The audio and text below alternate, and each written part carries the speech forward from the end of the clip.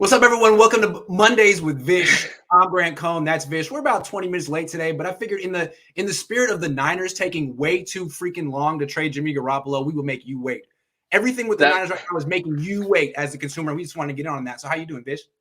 I'm doing good. That would be my fault. No. So I went out on a little bit of a walk, and then I came back in, and I had the Napoleon Dynamite hair going, and I was like, yo, I can't read in the comment section about how Vish is wearing a wig, Vish is wearing a toupee, Vish's hair looks like this. So I was like, I better jump in the shower here and make myself a little more presentable. Oh, you look And great. You look great. Thank you. Let's get into the news of the day. It happened fast. We were talking on the phone this morning, like, man, I really hope this Matt Ryan thing happens before the show today so we don't have to react on the spot. Well, Matt Ryan went to Indy. Then, like an hour later, the Falcons signed Marcus Mariota, and the musical chairs game for quarterbacks is coming to an end. Let's talk about the remaining destinations for Jimmy Garoppolo. Like, are there any? Nope. Yikes. Nope. Well, let's go through it. Let's go through it systematically. Like, And Carolina can't do it, right? Grant, who was talking about this on Friday? I might have been you. Might have been us, wouldn't it? Yeah, the fact that it was Indianapolis or bust. Yeah, and this is the exact point I was talking about. I mean, I think a lot of people are familiar because I've been tweeting about this daily, especially now that I'm on spring break. I just have way too much time on my hands to just endlessly tweet. It can be pretty annoying, I'm sure, for a lot of you guys that follow me. So I appreciate you putting up with it. But this was always the fear, and this is always why there had to be an urgency to trade Garoppolo. And you and I actually talked about it on the phone this morning when we were talking about the show, and we were talking about how things could heat up. And then you said, where would Atlanta go at quarterback? And we both immediately agreed it would be Mariota. I tweeted, Mariota. That in like 10 seconds, right? Yeah, the Arthur Smith connection. And lo and behold, 2 minutes after the Ryan trade gets announced, Falcons signed Marcus Mariota to a two-year deal. And it's because Garoppolo just doesn't make sense for them. He doesn't make sense for a lot of teams. I think that the Diana Rossini report right after the Ryan trade went down is interesting because I think there is some validity to the shoulder surgery holding back Garoppolo's value. But to me, that's the 49ers doing a little damage control of that's why we couldn't trade him till now. His shoulder has been a big setback because here's the thing, and I want to get this point out. People are concerned that he won't be able to take part in the full offseason with his first exactly. And I want to get this point across before we even get into the destinations. If Matt Ryan had a shoulder injury, do you think that Indianapolis still pulls the trigger? Because I think they do. If Deshaun Watson has a shoulder injury, do you think Cleveland still hands out the contract? I think they do, especially when it's an injury that everybody thinks he can have a full recovery from and they think he'll be ready by training camp. I think it has more to do with the player's value. If the player is highly valued, you will compensate. Heck, the Niners, what did they do when they valued Quan Alexander, who was coming off the ACL? They said he was going to make a full recovery by training camp. Hey, we're going to go all in for him. They did this. They said the same thing. They felt Dee Ford's medical injury checked out. They did the same thing with Reuben Foster when they felt his shoulder would be okay, even though he didn't participate in that entire offseason run-up. So if you feel the player is good, the medical, your doctors are always feeling good about the medical. So I wanted to get that across. The second part of this is there's no destination for Jimmy Garoppolo. And here's why Carolina is not a destination, okay? They are going to pay Sam Darnold $18 million fully guaranteed no matter what next year. His contract is basically a third-round pick this year either. Right. And his contract is basically a 1-year, $18 million contract. It makes absolutely no sense for them to give up whatever day 3, day 2 pick to get Garoppolo, pay $45 million on the quarterback position for a year to have no long-term solution at quarterback. The best possible option if Carolina and Matt Rule and all of them want to get a quarterback this year is they have a top 10 pick, go draft one. So I don't think that's an option. Seattle, to me, Seattle's always been in on the Baker Mayfield thing. Seattle, Baker Mayfield has been reported from day one. It's actually been reported that Baker wanted the Colts, but Seattle wants Baker. So to me, that's like Seattle knows Jimmy Garoppolo too well to actually want him. Like any team that would want him have to not know him. Well, I mean, the Niners wouldn't they not want to trade him within division because he's a little bit of a threat? No, I'm just kidding. Yeah, you know, I don't want. Before I go too far, before I get a little unfiltered talking about Fred Warner, maybe should put an incentive clause for interceptions on his contract or something like that. If that was the case, before I go there, let's just continue talking about it. So Seattle's not a destination, right? New Orleans, we thought New Orleans was going to be in on it. Then Tom Pelissero reported like a week ago, if it's not Watson, it will be Jameis Winston. Watson goes out, now they sign Jameis Winston. So there's no destination here for Jimmy Garoppolo. We can continue to wait this out. I'm sorry, I'm We just can trying to exhaust. They already said that they're moving forward with Davis Mills this year. Okay, all right. So what does that mean? There is no. What it means for the Niners is that I mean, there's two ways this has to happen. They got to just muster up their pride and say, you know what, we messed up. It's okay. We'll blame it on the shoulder. We'll blame it on Watson. Nobody knew that he was going to meet with the grand jury on Friday. We had no clue. It just showed up all of a sudden, and teams became interested. We had no clue he would do that, and he was going to plead the fifth. So we'll blame it on that. We had no clue Matt Ryan would become available. We had no clue Baker would become available. You can blame it on a variety of different things. Whether people buy it or not, it's PR control, and you cut your losses. Or you don't muster up your pride and just say, okay, we're going to make Jimmy Garoppolo just play out his contract. We've been successful when he's healthy, right? The NFC Championship game 1 year, Super Bowl 1 year, 5-0 in 2017. And when he plays, we win. So we're going to bring him back for 1 more year. You know, we felt we never wanted to trade him. All those reports were bogus. We thought it was a 1-year plan. Then Jimmy just played so well that he took us to the NFC Championship game, that it didn't become a 1-year plan. It became a 2-year plan because we think we can go win a Super Bowl. I don't know. You know, some PR BS that you can just put out like this. But hold on, this real quick. And have with the unintended consequence of this is that a lot of people are going to say, see, they don't believe in Trey Lance. They don't think Trey Lance is ready. Yeah. Bringing back Jimmy again, what does that say about Trey Lance? I mean, you already know. Absolutely, 100%. It does say something. Yep. But they played themselves in this situation. They have 2 options. To me, option 1 is what I would take. Option 1 is what you would take. Option 1 is what a lot of people would take. And it's interesting because I know this is a point that you've brought up. This is a point that Ben Meyerson recently brought up on Spaces. I've brought it up in the past, but I feel like, you know, you guys have been a little more aggressive in talking about it, is that the Niners are in a Super Bowl window, right? And here's what people don't understand, right? In 2 years, like in terms of the NFC Championship last year, here's what they did miss out on by holding on to both of these quarterbacks. You've talked about it especially, like you didn't give either quarterback the best shot to win the Super Bowl. Right. They've lost $50 million that could have been rolled over 2 years in cap space. If they went in all in from Trey Lance the moment he drafted, $50 million. $50 million of cap space. That's what would happen if they got rid of Jimmy Garoppolo. The other thing they lost out on is giving Jimmy Garoppolo the best opportunity to win the Super Bowl, right? Because a first-round pick would have helped out this roster a lot. Micah Parsons. Micah Parsons, who was drafted 12th overall, would have been available. To me, Micah Parsons was one of the best defensive players in football. He could play on the other side of Fred Warner as a run and hit, you know, fast will linebacker, which is what Reuben Foster, what they wanted him to be, and what Quan Alexander they wanted to be. But he can also be the secondary edge rusher next to Nick Bosa that they've been missing this entire time. Both camps have agreements. Jimmy camp, the Trey camp can both say, "Hey, you didn't give either one a chance," and I agree with that.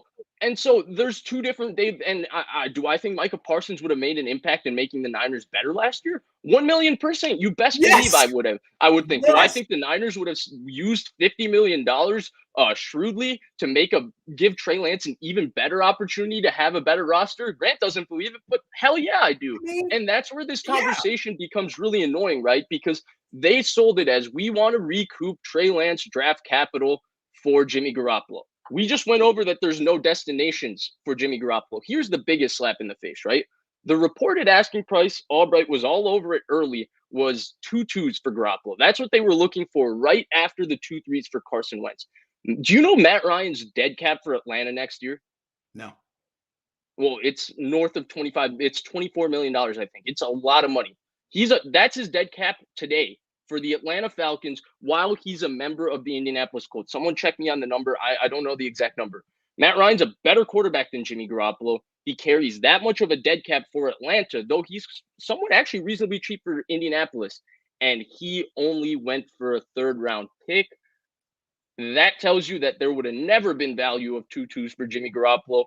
Middlecoff's report that a 2nd-round pick was on the table. Are you kidding me? Nobody confirmed it, so who knows? But if it was on the table, then Florio being a jerk and saying 2 2s is John Lynch saying the offer on the table this morning. Feels to me like he knew the Matt Ryan news was going down and he wanted to really just punch the Niners in the face, like, you screwed the pooch on this. And that's what I think he did. But the point is, this entire situation has been mismanaged. It's been mishandled. If Matt Ryan was going for a third and Trey Lance is at what they traded for Trey Lance was 3 1s and a 3, there was no way they were ever going to recap even half the capital that they traded for Trey Lance from Jimmy Garoppolo. This is, I mean, I would love to be positive about this situation. I'd love to be, measured, reasonable, but I've been talking about this for 2 weeks, that this could be the situation.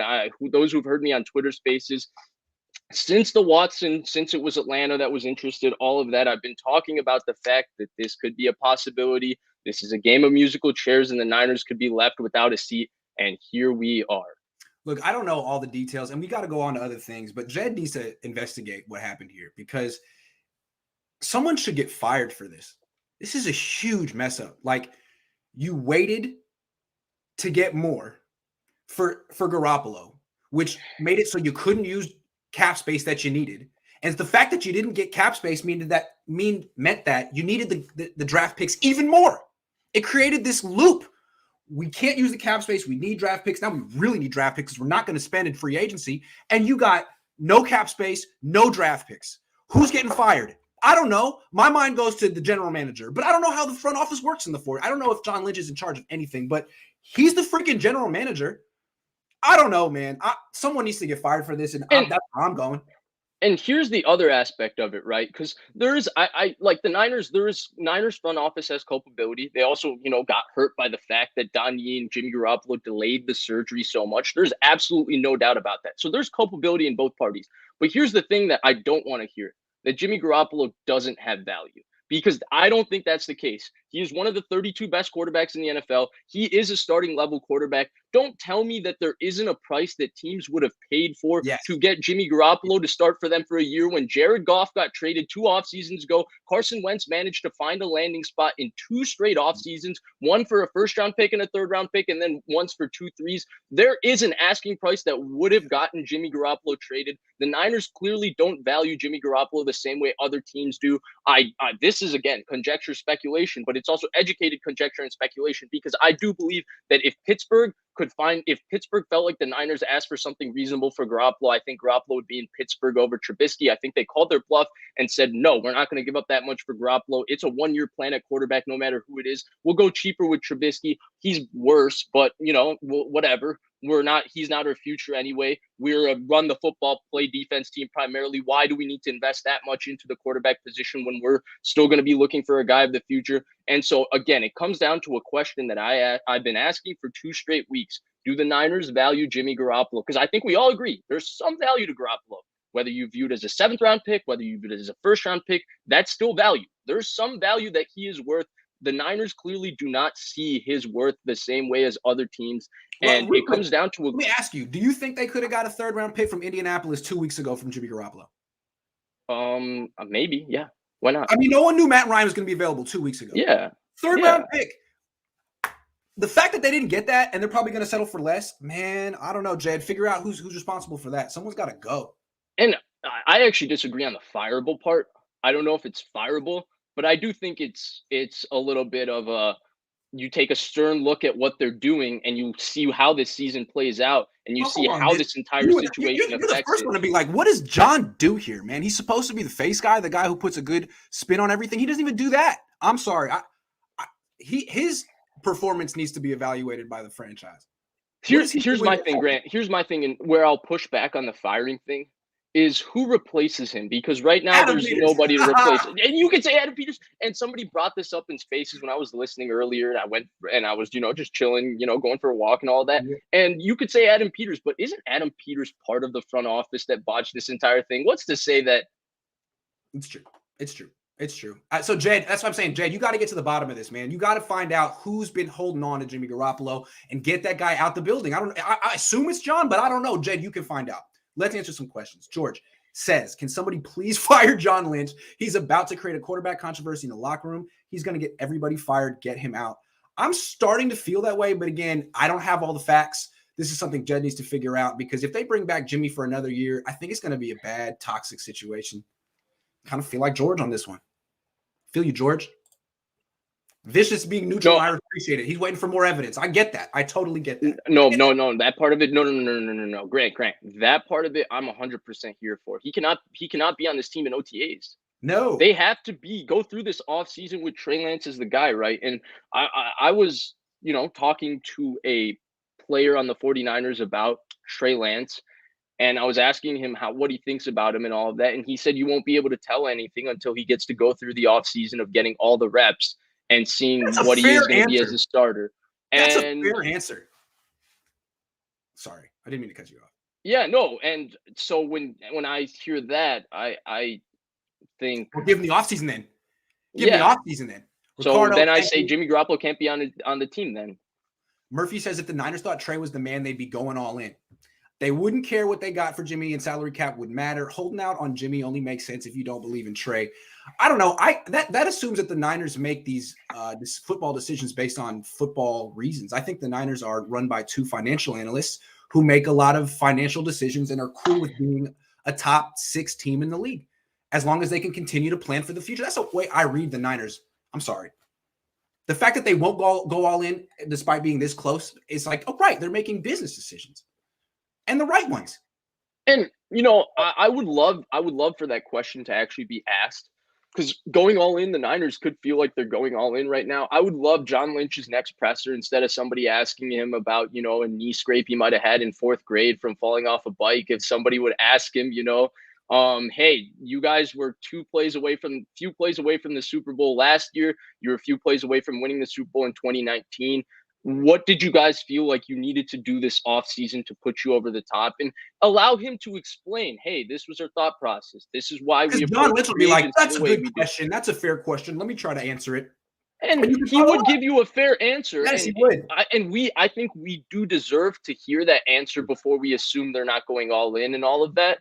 Unfortunately, that question, unless you ask it, Grant, please do, will not be asked. Instead, we'll hear one question about Mike McGlinchey's progress, and then we'll be asking questions about, hey, John, in 4th grade, I noticed you scraped your knee and you have a little scar on your knee from there. Can you talk about that and stuff like that? So, John will have his pre-draft press conference in about a month.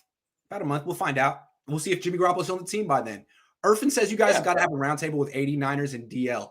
It would be funny to have 49ers on here if he would show his face. I don't think he would show his face though. I don't think he would. No. He would never. No, because everybody's already created him as this giant Twitter personality. If he shows his face or shows anything, everyone thinks he's not like Jimmy's brother. Yeah. When he's probably like just some guy.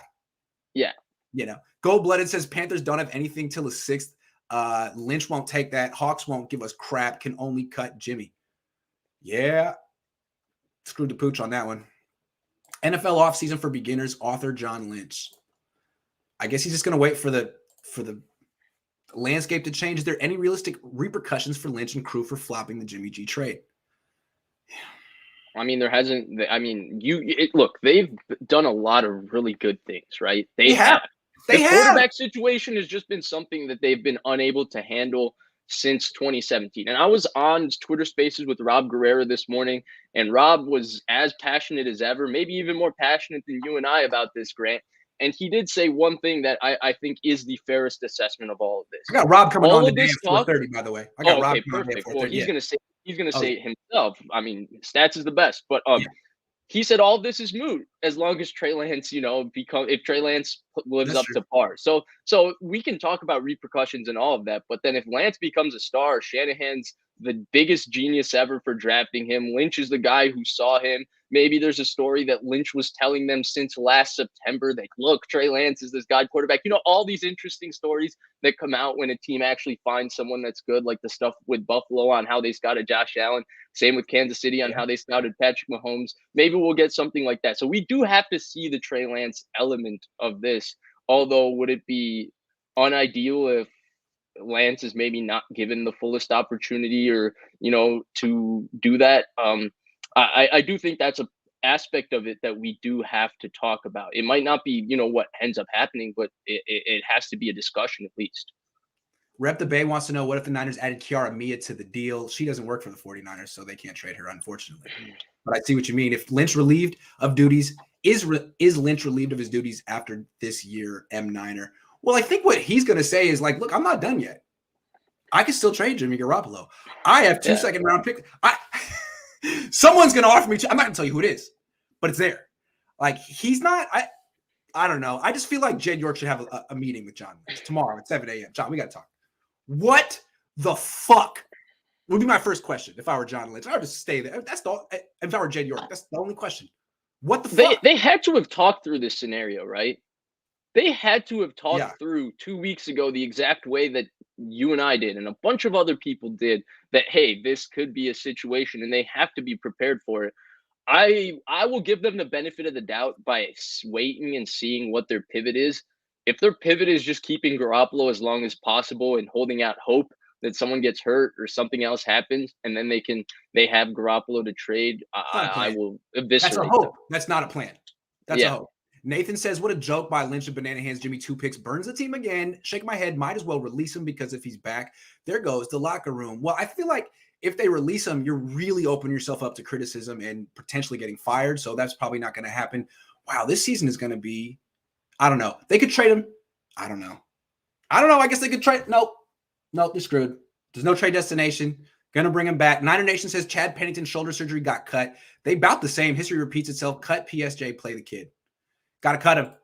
If they bring him, it can't be on the team when minicamp starts. You can keep trying to trade him, whatever. Wait for a hope and a prayer, but you got to cut him eventually. This is what the Niners get for giving Jimmy G a no-trade clause after 5 freaking games in 2017.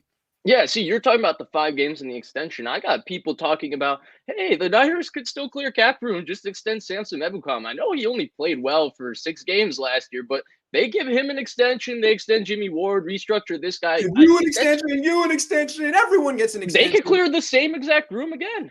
Yeah, it's great. Just keep the whole crew together forever. Wesley Baldwin says, I spit my drink when I seen the thumbnail. What's the thumbnail? Yeah, I got it online. It's like John Lynch as a poker player looking at his hand and his 2 Jimmy Garoppolo aces, thinking he's got no something. way. Yeah, I just found it on Google. I didn't make it. I steal everything on Google. Thank you for whoever made that. Shout out to you. What do you search to find that? John Lynch poker plus Jimmy Garoppolo? I don't know. I don't know how I found it. I think I just found like Jimmy. I think I searched Jimmy Garoppolo and in like the time I put like the last week. Someone must have made it in the last week. Anyway, Art says the Saints gave Winston a 2-year deal. He's recovering from an injury. And there you go. Yeah, there's an angle of it. Thank you, Art, that we didn't even talk about. Jameis Winston's coming off an ACL injury. Yeah, and he just got a 2-year deal. Yep. If you're good enough, Swan Song says Revenge Tour 3.0 is their best excuse to save face. Yeah. Yeah, but Revenge Tour 3.0 has some holes with question marks across a little bit in their offensive line. Some question marks, at nickel, question marks at safety. And we're going to address those after these questions. Galaxy Brain Niners have 2 top 10 NFC quarterbacks, 2 top 8 NFC quarterbacks. I don't know if I'd say that. Because the NFC's whack. I see what you mean. John George says, great show. You guys keep it real. Thank you.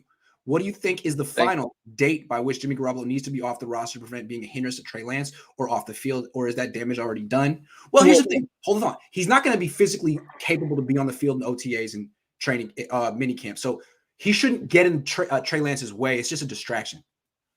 No, but they need his money to sign their draft picks. True.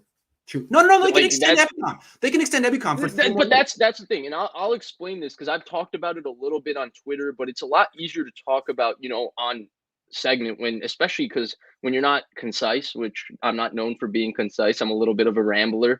Then the character limit in Twitter really gets you, right? So extending and restructuring, the way it works, especially restructuring. The first thing about restructuring is it's not that you won't pay whatever amount of money. You're just paying that money at a further date. So to restructure a contract, you have to look at that player and say he's going to be a contributor to us at a later date. Hence why we can push it further down because we still think he'll be one of our best players, which is why who did the 49ers restructure? One of their best players in George Kittle, and then a guy in Eric Armstead who started 4 straight years every single game and has been quite good at a lot of times for the 49ers. Yes. That's why those are the 2 players you can restructure. Sure, there's other contracts you can touch. There's other contracts you can restructure. I've seen Trent Williams thrown out there a lot. 30-year-old DB. That's a 30-year-old DB. And Trent Williams is also a little bit scary because even though he's the best offensive lineman in the NFL, he's a future Hall of Famer, no doubt about all of that. He's 34. you want to start getting into the meat and bones of that contract because you don't know what's going to happen, with him given his age and everything. So Vish, there's that aspect of it. You'd like Jimmy off the team by 2 months from now? 2 months, Sure. a month, 2? Sure, 2 months from now. I mean, the Niners, they don't need to make moves in free agency. They're already way too good. They don't want any good players. Yeah, they filled their 2 weaknesses. What more could you ask? They're light years better than the rest of the league. And that's me being facetious. I'm also being a little bit of a jerk about it, which is a little uncalled for. But my point is, I don't like that line of thinking because I do think there is room for improvement with every roster in the NFL. That's why, the Kansas City Chiefs went and got a Justin Reed, who is an elite level safety on the market. They went and got a Juju Smith-Schuster, not because they're not going to probably win 13 games again. Patrick Mahomes, Andy Reid, that home field advantage, they would win 13 games without those 2 guys. It's because they know that, Buffalo is getting better and Cleveland just got better getting Deshaun Watson, and Cincinnati is fixing their offensive line, and Baltimore with the healthy Lamar is going to be a player again. And because of that, you need as many guys as you can to make your team better. And if you have that opportunity to get just a little bit better, you take that. Fornelli says, is it possible to restructure Jimmy Garoppolo's cap hit contract so that his cap hit will be more? Why would you I mean, that would involve yeah. And the other thing is, why would Garoppolo agree to that? No. Like, what's Garoppolo going to do? Hey, guys, I know you've tried to trade me for the last 3 years. You've been putting out reports about me, how you're not like 100% into me. But let me just restructure to make sure that you guys have cap room to do what you want. Steven says, did you see the Bills GM on Pat McAfee today? They were literally laughing at the report the Niners had an offer of 2-2s for Jimmy Garoppolo. No way. That's a tough scene. I didn't see it. That's a tough scene. That's a tough scene. Neil says dead cap is $40 million. You asked that about 20 minutes ago. Yeah, for Matt Ryan. Thank you. Richie says this is Don Yee's fault. He gave Jimmy Garoppolo bad advice by waiting to get surgery. Don Yee overplayed his hand, and now Jimmy has nothing and is a big joke. I think the exact opposite. Don Yee made sure Jimmy G wouldn't get cut. Yeah. He did his job. Yeah, it seems like Don Yee made sure that Jimmy Garoppolo is going to get $27 million from the Niners this year unless the Niners do something that, Murphy says agree. If the Niners didn't get Lance, roster could have been much better last year, potentially win the Super Bowl. If not, then you could have traded for Watson. Drafting Trey will cost Shannon Lynch their job. Wow. I don't see it that way because if he's really good, then they're fine. But yeah, but if he's not, had a better roster last year. Yeah. If not, you can say all of this. Maybe that's why the Niners are so slow playing it, because they understand, they've thought through what the ramifications are for their jobs. They really did give up a lot for Trey Lance. They gave up the bag. Nobody wants Jimmy. Too expensive, not healthy. Cut him. I like it. Grant, Matt M still thinks keeping Jimmy was a net positive. Pacific Ocean size net deficit for the next 2 seasons, though. When's Matt coming on? BT Dub, nice work pronouncing Hufunga. Respect. I've been practicing that. I gotta have Matt on. I love Matt. How are you pronouncing it before? Hufunga. I've heard both, actually. Apparently, it's Hufunga. Just go by Huff. By Huff. Yeah. I gotta have Matt on. He really thinks it was a net positive. Well, all right. Well, we'll see what happens because it's not over yet. The saga continues. Any truth about Browns Niners swapping quarterbacks? Oh, no, that was a Jason Lackenfor report. I mean, obviously, I saw Florio get ripped on, but JLC did not catch as many strays as he should have. Fernelli says, can this be in Jed's interest? Wouldn't the solution be cheaper for Jed if Jimmy Garoppolo doesn't play this season for Niners instead of trading him and potentially need to contain some of his cap? I don't know. What? I don't know. Can this be in Jed's interest? Wait, can you explain? I can explain this one to me because I don't get it. Wouldn't this solution be cheaper for Jed if Jimmy Garoppolo doesn't play this season for the Niners instead of trading him and potentially needing to contain some of his cap? He's saying, like, from Jed's perspective, wouldn't he want Jimmy Garoppolo off the team so he doesn't have to give him $27 million? Like, why would you want to spend Why would you want to give Jimmy Garoppolo $27 million? 100%. I don't think they would want to spend it. I mean, it's bad business to spend $27 million on a backup QB, right? It is not. It can't happen. Murphy says all these dudes thought Jimmy 2 picks was a funny nickname, not funny when the Niners need 2 picks in order to trade him. That's true, Murphy. Miguel Santana says Lynch is a joke as a GM. Solomon Thomas, Ford, Jimmy G, Reuben Foster, and Kinlaw. Lynch should be fired. Niners have lost more than what they've gained. Ooh, John, they are not happy with you, man. I'm not even. I just said that Jets should have you in for a meeting. Niner fans want you out, so you better change the narrative. You better sign another special teamer, dude. You better get the next Ray McLeod in here. Stat, change the narrative. Maurice says we desperately need the national media to drag the Niners to make a decision. What's going to happen? I don't think they care. I don't think they care. Like the national media is more worried about Matt Ryan going to the Colts and how good it makes the Colts today. Damian says it's all a lie, Grant. There is no trade value for Jimmy G. No one wants him, and his cap space. Jimmy should have been gone the second they traded to get Trey. It's all a lie, Grant. All a lie. Well, let's see. I think they could have traded him for something. I think what they're doing is overvaluing Jimmy Garoppolo, but it's possible no one wants him at all. Niners going to have the most expensive third-string quarterback, says Birdman Jr. 86. Man, that's harsh. Joe. See, the other thing, here's what, like, I've seen people talk about it, and I know we have to have a conversation about him possibly staying, but Grant, they gave Sudfeld $2 million guaranteed. It's like they're not anticipating having Jimmy, right? No, right? And yeah. All right, well, hold on. One more question, then we're going to go on to a subtopic that involves Jimmy. Joe says Lynch or Yee to blame. Maybe they declined trades with the no trade, then announced the surgery, and then ended up with no market once no trade expired. They all well, the no trade was not in play this offseason. I don't know how many times I have to keep explaining this, but I will, as long as it's relevant. So the way it works is that all those trades that happen before the new league year only get processed at the start of the new league year. Right. That's why even though we knew about Russell Wilson like March 8th, it only got announced a week later and official, and they had the presser and everything because of that. So Garoppolo's new no trade clause expires at the new league year. So when the trade actually does get processed, even if you agree to it on principle, it only gets processed when his no trade clause is out of it. So his no trade clause had zero effect on them wanting to trade him and all that. Maybe they wanted to do right by him, the old do right by him. Maybe they were really trying to do right by him and right by them. and giving him an honorary no trade clause or something. Like I don't believe that's the case. That doesn't make sense to me. But never heard of him. I don't know. All right, let's get to another topic. We'll answer more questions in a minute. No, we're this one. Have the Niners earmarked Jimmy Garoppolo's cap space for Deebo Samuel and Nick Bosa? Because if that's their plan, that they just want to spend this $27 million on those two guys, then that would sort of explain why they're being so slow. It's like, well, we never even planned to enter the free agent market. Is that what they're doing? And is that even smart? I'll give it. I mean, there's a part of it, right? Like they could say, we're not going to spend the 25. We're going to let it go this offseason, and then we're going to get it low. We're going to have it roll over.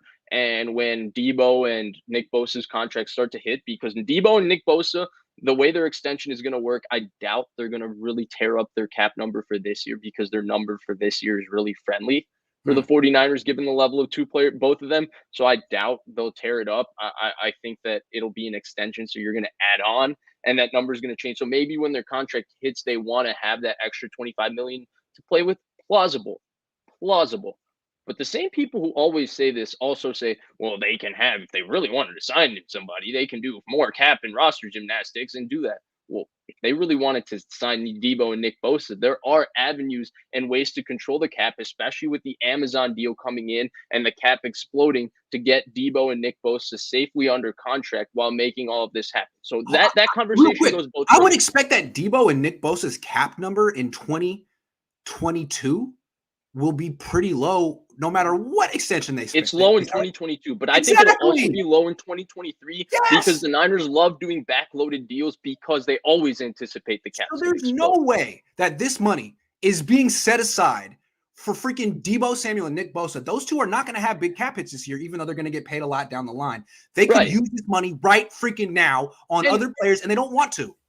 And there's ways, right, to continue manipulating the cap. To make it all work. You can do it for a stretch period of time, especially when we talk about these windows in the NFL are fragile, and the Niners have one now. At some point, the Niners are not going to have George Kittle, Trent Williams, Deebo Samuel, Nick Bosa, Eric Armstead, all these guys on one roster all together and playing great together. At some point, they're going to lose a couple of these players. Kyle Juszczyk, whether it's due to age, whether it's due to attrition, whether it's due to their contracts, becoming too priced, whether it's due to, play, diminished play. There's going to be something in the next few years that the Niners are not going to have all 7 of these players performing like, top, 35, 40 players in the NFL, right? Fred Warner included, didn't mention him. So there's going to be aspects of it, but I wouldn't say that, it's totally earmarked so they can do these extensions, because there's ways to manipulate the cap and avoid these extensions. I don't always, I look at it as also when I see teams like, I'll give you an example, right? I brought it up earlier in this show. You know how many players Kansas City is paying big money to? They pay Joe Tooney. They pay big Orlando Brown, who they also have to pay, by the way, give him his full extension. Patrick Mahomes, Travis Kelce, Tyreek Hill, big Chris Jones. They were able to restructure Frank Clark, keep him under the cap. They were able to pay Justin Reed, who to me was a elite level safety that came on the market, like a really do it all, underrated, super good player. And then they were also able to get Juju Smith-Schuster. So, like, if you think there aren't avenues, especially with the guy like Parag Marathe, who, as much as, he's been criticized, and Grant, I know you criticize him a lot. The one thing he does really well is he does a great job of structuring all of these contracts in a way that the Niners don't have to cut Peter to pay Paul. They do a really, really good job of being able to get everybody under the cap at a number that makes sense. And it allows them to be flexible with what they do every year, because they have outs on a lot of these contracts before they get super expensive. I mean, the Charvarius Ward contract is the perfect example of that. The raw numbers look like, whoa, you paid Charvarius Ward that? Like, I know he's a good player. And then you get into the details of the contract and you're like, wow, that's a really, really fair structure for the 49ers. Counterpoint, D Ford, Jimmy Garoppolo. Yeah. I mean, Garoppolo, in Garoppolo's case, D Ford contract, you're right. It's not Parag's fault. It's John's fault. It's whoever won't get rid of this dude. Yeah. In Garoppolo's case, they've had outs. They've had outs for 3 years. Yeah, they've had outs for 3 years. The number has been manageable for 3 years. So there's been no doubt about that. And that's where I cannot just give them saying, this money is earmarked for Deebo Samuel and Nick Bosa. And that part of it, I don't buy as much. I mean, you look at Buffalo, Josh Allen's extension kicks in. And I didn't love the Von Miller contract. I haven't seen the details of the Von Miller contract. I anticipate it's going to be one of those things where you look at the numbers and then you go, it's basically a 2-year deal with 4 void years that they can get out of, and just different things like that. I'm not saying it's exactly that. I'm just saying it's going to be something. I expect it's going to be something like that. But he's a player that really puts, in my opinion, Buffalo over the top, because they're missing that dominating edge presence that on a big down can go get them a pressure, a sack that can be game tilting. You look at Baltimore, who to me, Lamar Jackson is going to get big money at some point. It's going to be massive money. He's Lamar Jackson. He's a freaking MVP. He loses like 2 games a season. The guy's unbelievable. He's going to get big money, in my opinion, and they were still able to get the best safety in the market, in my opinion. They signed Ed Reed for big money in 2019. Marcus Williams is the exact player I think they expected, not Ed Reed, Earl Thomas, when they signed him to be. And I think he's going to be awesome for Baltimore. I think it's a perfect mixture of talent and scheme fit. I think Marcus Williams makes perfect sense. So there are ways, again, like Baltimore didn't get the Lamar Jackson deal done yet. And they still went out and gave, 5 years, $60 million to a very good safety. So don't tell me that there aren't ways the cap can be manipulated to create room for X, Y, and Z, but it cannot be manipulated for these extensions, because that's wrong. Because if you want to have the conversation about, hey, he's taking up 12.7% of their cap, but they can create 12.7% of cap space if they wanted to sign somebody, they just don't want to right now, then we can have that same conversation of, hey, if they use the $25.5 million that they can create that same $25.5 million to create room for Nick Bosa and Deebo Samuel. So that conversation has to be had both ways, in my opinion. You can't just say it's earmarked for Deebo Samuel and Nick Bosa because it's a matter of convenience for your argument. I'm not saying one's right, one's wrong. I'm just saying you have to have the conversation both ways. Shreddy Murphy says, I don't know what that means, but I knew Jimmy Garoppolo was too expensive when he came to San Francisco, unproven, 10 starts, 5 years in the Patriots.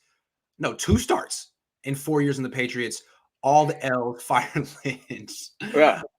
The Niners made him expensive. I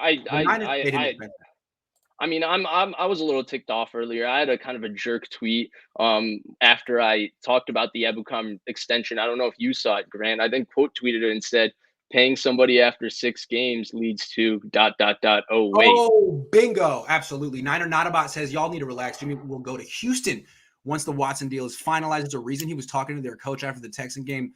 You know, they Their have a new coach coach, is right? Lovie Smith. You know, they have a new coach, right? You know, that guy's gone, right? I'm just saying. I don't think it's going to be And 11. I don't understand what Houston would benefit. If Houston wants another quarterback, take another third-round quarterback. Yeah. Davis Mills was pretty good last year. Give him another chance. Take another third-round quarterback. I don't understand what makes sense for Houston to acquire Jimmy Garoppolo. Why? Why does it make sense? Is it because Why? Houston's going to be a competitor next year? No. Right. They're going to have a No. top 5 pick again next year. Right. And would it be smart for them to put Davis Mills on the bench? Some people think Yeah. it's the best way to develop a quarterback, but I don't. And the other aspect of it is, if Houston wants a quarterback, if they don't believe Davis Mills is the guy of the future, I think they're better off giving Baker Mayfield, who's younger and more talented, a 1-year rental and a 1-year opportunity to show that he can be their quarterback than Garoppolo, who's 30 plus and injury prone. Gavin and I Thing don't says like injury prone, but yeah. he is. Gavin and Thing says maybe the team thinks they need Jimmy's magic pixie dust that makes us go on long playoff runs. Screw the free agents. This front office baffles me. Well, the magic pixie dust, that's your thing. And it That's my thing. Yeah. What if Jimmy vetoed the trade offer early other on? teams don't seem to think it exists. So Dustin, Vish explained this about 10 minutes ago. He couldn't veto the trade offers because they can only be processed after the league year when his trade thing was expired. So, well, Grant, he might be able to veto the trade offers. We don't know that, but his no trade clause was not what affected. Like, right. He might have just said hell no, and they might have been like, "Oh, Jimmy, we're doing this." He could just say right veto. by you. Yeah, exactly. Jerry says honorary trade, no trade honorary veto. Just release him and get a couple more free agents who can help win now. A right tackle and safety, you need to know when to fold them. It's true, man. You got to know when to fold them. And I feel like there are some good players. I mean, Stephon Gilmore's still available, wrong? Am I wrong? Yeah, he is. He's still. Darius Smith is still available. Like, there are guys. Yeah. You could do it. Melody says, does John Lynch have a man crush, or is Jimmy Garoppolo the little sister everyone feels they need to protect? Do they feel this sense of obligation, Jimmy Garoppolo? This is a psychological question to me. I think that Lynch sees Jimmy the way a lot of the vets in the locker room do. I mean, Lynch was a player too. You know, I think Lynch looks at him as the savior, and he's kind of overvaluing Jimmy. I don't know. Grant, let me ask you this, because I don't look at it that way. Okay. Look at it as they made a mistake. I don't know if it's, they adore Jimmy Garoppolo, all of that. What if they just messed up in this situation? What if they just overplayed their hand? They thought they could get more. They didn't anticipate all these things to go down the exact way it would go down. They thought maybe more teams would be interested in Garoppolo, but those teams clearly just went to other pivots because the price or whatever, it didn't make sense to them. New Orleans, Pittsburgh, teams that were originally reported to be part of this. The Colts obviously went and got a better quarterback, so that changes the conversation a little. What if they just made a mistake? Yeah. It's possible. That's probably the simplest and most accurate answer. James Hennessy says Jameis $24 million 2 years, Jimmy Garoppolo 27-1. No brainer. No freaking brainer. And all this talk about quarterback wins, the New Orleans Saints last year were 9-3 with Taysom Hill and Jameis Winston under center. If Jameis Winston doesn't get hurt, or even Taysom Hill doesn't, get hurt, and they don't have to start Ian Book and Trevor Siemian, the New Orleans Saints are in the playoffs and the 49ers aren't. That's right. Thomas, thank you. Nick, Giants, Jones is in it. Niners eat salary and get a third. Wow. I actually predicted the Giants. I went on Niner nonsense 2 months ago, and I said that the Giants, I think, but I don't think it's going to be the Giants now that Daboll was hired there. Because at that time, I thought they were sticking with Joe Judge. So I thought New England connection, maybe a Ryan Tannehill to Marcus Mariota situation with Jimmy G and Daniel Jones. Now I don't think, now that they signed Tyrod Taylor, they're clearly all in on Daniel Jones, though he's coming off a serious injury. I don't think the Giants make sense at all today. Official BNA Music 88 says, Dear Jimmy G, QAnons, they have been trying to get rid of him for years, but on their terms. It has nothing to do with Trey and everything to do with being as unrealistic as you all. Ooh, that was a really good comment. Well put. I think that's exactly right. Like, John is caught up in seeing Jimmy Garoppolo the way Jimmy Garoppolo stands do. And Kyle is like us. Kyle's in the back like, I told you. I freaking told you. I think that's the way I read it. Barry Baller 18 says, Grant, who been telling you Jimmy Garoppolo has no trade value? Bay Area Baller I'm 18. guessing Bay Area Baller 18. Bay Area Baller, Eric that team. Price. I pray Lynch is replaced with Peters. Says Tony, as the new GM, he wouldn't hesitate to cut Jimmy now. I'd like to think that What because makes you say that? Adam Peters always does things the right way. Yeah. Trey Arias says Isaiah Gilwin, waiting for that. Ray Rogers says breaking news: Jimmy G traded for a bag of air. Please release that bum and sign Stephon Gilmore. I'm with it. I missed yesterday. Here's another one. Go Team Grant. Hi Isaiah Gill. Look, we're gonna come back to questions, but I want to do some more stuff, and I'm gonna do these. We're gonna do 3 without interrupting. We're gonna go off quarterback. Right. We'll come back to quarterback. We got 3 topics without interrupting. Then we'll finish off with the questions. So the Niners addressed 2 weaknesses: cornerback, special teams. They really did address them. Now they got a hole at strong safety. And it seems like the plan is to expect a big leap in year 2 from Talanoa Hufanga. That seems like not really a plan. Again, a hope and an aspiration. Do you read it the same way? And what do you think the Niners need to do here at strong safety? I do read it the same way. Maybe there's a move for another free agent that they're going to, but I have a pretty good opinion, I would say, an educated opinion that I don't think Jaquiski Tartt is part of the Niners' future plans. Obviously I'm speculating, but I feel like this is educated speculation in my opinion. So I don't think Jaquiski Tartt's going to return. It's just my guess. I think the signing of George Odom, paying him maybe a little bit more than what a star special teamer would pay, seems to me that his deal is going to be worth up to based on his defensive contribution. So to me, that part of the reason I think that, they might have been able to pry him away from the Colts, because I doubt the Colts would have just let him walk away. They have cap room, and George Odom is a hell of a special teamer. There's no doubt about that. He is a hell of a special teemer. I think is that the Niners might have promised really an opportunity to come and compete for the starting job, a promise that the Colts might not have been able to give him because their safeties are pretty good.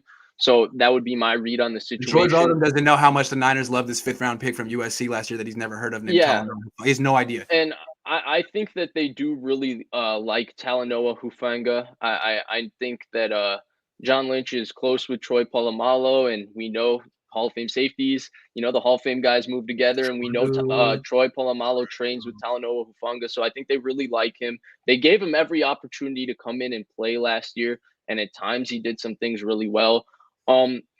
For me, having him, just get the starting safety job would be a little bit like when you moved Jimmy Ward to corner in 2018 and gave Adrian Colbert that starting safety job in camp. And he was kind of getting beat up and down in camp. If you remember, Garoppolo was putting the ball over the top probably more than he's ever done in his career to Richie James and Marquise Goodwin, and guys were getting behind him. And it culminated with Adrian Colbert, who, by the way, I don't want him catching strays. Really, really nice guy. Chatted it up with him in Twitter Spaces. He was very kind to me, Adrian Colbert. But no, Adrian Colbert didn't do anything wrong. He was just a symptom of their misevaluation. Sorry, Adrian. Yeah, and his moments as a starting safety culminated with Christian Kirk running by him in the greatest throw of Josh Rosen's career. You're playing single high. You shouldn't get beat in the middle of field closed coverage, throwing on a post route. He did. Apparently he was hurt during that time. So like a special benefit of the doubt. Rounder special teamer that the Niners fell in love with. And my thing with Hufanga, right? He had a lot of good moments, right? And look, he's 21 years old. You can't say like, oh, Hufanga can't be this, because there's a lot of development and growth that has to happen for him, and he's going to get the opportunity to do that. But I think you can say that he doesn't have maybe the prototypical traits that a starting, really good starting safety has, and he certainly doesn't have the physical traits that Jaquiski Tartt has. And I want to talk a little bit about Jaquiski Tartt and just a couple of the things that he does that makes him. Real quick, you're being very diplomatic. We're going to come back to Tartt. I just want to say real quick on Talanoa Hufanga. Yeah. The clinical term for what he is hella slow. Slow. But it's not just slow. He's not. It's a lack of fluidity and explosion too. That's a little bit scary. And I think he has potential to be solid in the box. But even in the box, at times when I watched him, we're going off of 1 year. We don't know how much he could get bigger. He could get stronger. He could get faster. He might change his diet. All of those things are possible. But Jaquiski Tartt, when it comes to playing in the box in the run game, especially as a C or D gap filler, filling the bubble, he understands run fits and how to do it as good as any safety in the NFL. He's really, really good in the blocks. And He can run. understands how to take on blockers. He understands how to fill his hole. He understands how to win his gap. He does it at a really, really high level. And then he adds coverage skills in the back end, which are really, really good because he has unbelievable range. He's really fast. He has great hips, and he has a good understanding of pass concepts where he's able to eliminate anything that comes into his zone. And he has a physical skill set that's a little bit more special than Hufanga because he's bigger and he has better range. So he can go from the hash to the sideline, which is something that, Hufanga struggled with a little bit at times. He has the same 40 time as Fred Warner, man. Freaking, they run the same 40. Fred Warner and Talanoa. And Fred Warner was a DB in college, and they moved him to linebacker. I think Talanoa is a linebacker, and they're going to play him as safety. I don't get it. I mean, again, possible. And, this could be mood if George Odom comes in and wins the job. And maybe George Odom's a really good safety that never got the opportunity. I'll give them. I don't think so. I will give them that benefit of the doubt. And I think there's starting caliber safeties left in this market. I think Terrell Edmonds from Pittsburgh is a hell of a player, kind of similar to Jaquiski Tartt. That would be the player that I would love for them to sign. Matthew, I think Matthew's taken a little bit of a step back last year, but he's still Tyrann Mathieu. He's a future Hall of Famer. So yeah, better than George. I don't think that's better than too controversial to say. I don't think that's very controversial to say. So why the Niners are so content to take a step back at this position. Why? And maybe they have a guy they really like in the draft, and they want to do this kind of we're just going to bring in competition and hopefully someone shows themselves. Okay, we can give them that benefit of the doubt. But the thing is, and here's the thing, that benefit of the doubt totally exists. It does exist, but the position remains a question mark until we're able to visually see one of these guys take advantage of the benefit of the doubt, whether it's a rookie, whether it's George Odom, whether it's Hufanga, not Hufanga. Until one of these guys, shows that they can play at a starting caliber level, which is what Jaquiski Tartt has provided for the 49ers, been very steady when he plays. Yes. I mean, again, injuries are a question mark for him, but he's been very steady. He's a solid B starting safety. He's a good safety. And the Niners are now going to go to C-. Why? Why would you do that? Like, I'm cool with upgrading on Jaquiski Tartt, but not just letting him walk for the sake of letting him walk. Like, that's silly. Upgrade. And, I mean, I would also like them to, go get maybe Terrell Edmonds, who I wouldn't say for sure is an upgrade because I don't think he's good in the run game as Tartt, but I do think he's younger and you can maybe, he fits the same mold as Tarvarius Ward where you can sign him to a similar type contract where you can be cheap for 2 years and get him maybe a little more expensive for third year. He can grow. You do a really good job of coaching and developing. Yeah. So I think with Hufanga, and at least what I saw from his rookie year, I think it puts a lot of a little bit extra on Jimmy Ward because there was moments when he had to play where Hufanga being limited in certain ways put a lot more on what Jimmy Ward was asked to do. And you can simplify Hufanga's assignments and, maybe he makes a play here or there and Niners fans go, see, he's making a play. Tartt would never do that, but they wouldn't ask Tartt to do something like that because Tartt is so versatile. They can ask him to do something a bit more difficult and compensate for another player to be put in a position where it's a little easier assignment, read one gap, make a play, that type of thing. It's a little more complicated and nuanced than just that. And I think, think about what Talanoa's limitations, the domino effect they're going to have on the defense. Like, think about the Niners played a lot of George Odom with two deep safeties. What happens when it's Talanoa back there instead of Tartt? How's that going to affect the cornerbacks that you have on your team? I'm curious. It's going to have a ripple effect. Yeah, and I wonder if they would go back to maybe a little more defined strong safety, free safety instead of having one drop down based on strength and all of that. But then again, like Grant, and we're going to be talking about this all off season, and now we're getting maybe a little too much into the X's and O's and all of that. But one of their biggest benefits is being able to just drop Jimmy Ward on any tight end in the NFL. And, he tweeted about, or he put it on his Insta story and all of that, and he lived up to the top. Mm-hmm. There was not a tight end in the NFL that did. Which means you need a free safety to complement him. You need a free safety to complement him. Tartt could be both. Talanoa can't be both. No. No, he runs. It's like putting Fred Warner at free safety. No. All right, but there's another. Okay, so again, upgraded at corner, maybe upgraded at special teams. Definitely overhaul the special teams. There's a gaping hole at strong safety. There is a gaping hole at nickelback, and this is a very important position, way more important than strong side linebacker. This is a guy who plays 70, 75% of the snaps. And again, they had a 30-year-old DB who was a B, but and of course, you'd love to upgrade over K'Waun Williams. I think he's been better than a B. I think you'd love to upgrade over K'Waun Williams because he's not that great in man-to-man coverage, getting a little bit old, missing some time. I don't see an upgrade on the roster. Is it Diamador? Again, like, are the Niners just counting on some young guy to make a giant? I don't know where they would have the conviction to say it's Diamador. At least Hufanga proved that he could play on the team last year. Lenore, at no point after early, they were putting Dante Johnson in at nickel because they were scared of Lenore in the run game. And speaking of DBs, I'd like them to bring back. To me, Dante Johnson, you want to talk about upgrading your special teams. Losing Dante Johnson will hurt their special teams. Dante Johnson's a hell of a special teamer. Most He's underrated. Pretty good. Most hated. I thought he deserved to start in the NFC Championship game over Ambry Thomas. I thought he played so well in the divisional round game against Green Bay.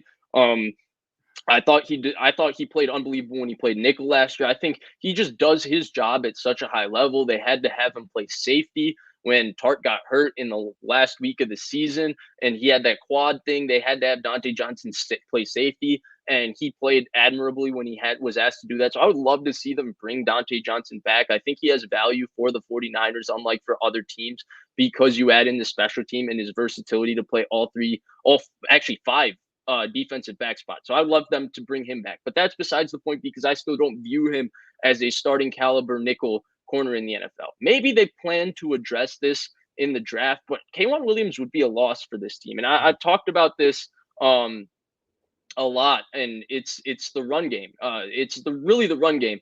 And having a nickel that can fill the way a strong side linebacker would allows you to have a lot of versatility in the run game. And that's what K'Waun Williams was.